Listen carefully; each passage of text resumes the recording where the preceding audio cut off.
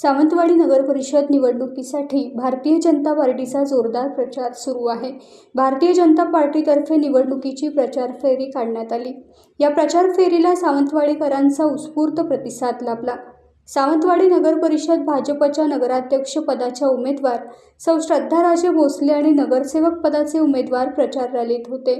त्याचबरोबर पालकमंत्री नितेश राणे, युवराज लखमराजे भोसले, युवा नेते विशाल परब, सौ वेदिका परब यांसह अनेक मान्यवर व सावंतवाडीतील नागरिक सहभागी झाले। की एकंदरीत जर ह्या मोतीताला केस दाखल केली तर ही उमेदवारी लढवता कामा नये होती। त्यांनी तात्काळ जाहीर करावं की मी ही केस मागे घेणार किंवा मी निवडणूक उद्या अगर आमच्या श्रद्धाताई लोकांच्या आशीर्वादामुळे, जनतेच्या आशीर्वादामुळे नगराध्यक्ष झाल्या तर केसमध्ये मदत नाही करणार का?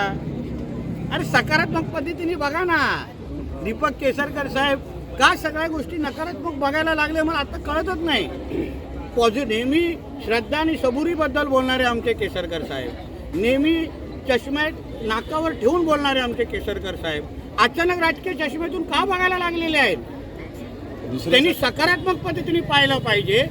राजघराण्यातली व्यक्ती उद्या नगराध्यक्ष झाली, मग लखमराजेजी असतील, आम्ही सगळेजण एकत्र बसून ज्या ज्या केसेसमुळे सावंतवाडीच्या विकासाला अडचण होत असेल तर सोडवण्याची सुवर्ण संधी ही नाही का?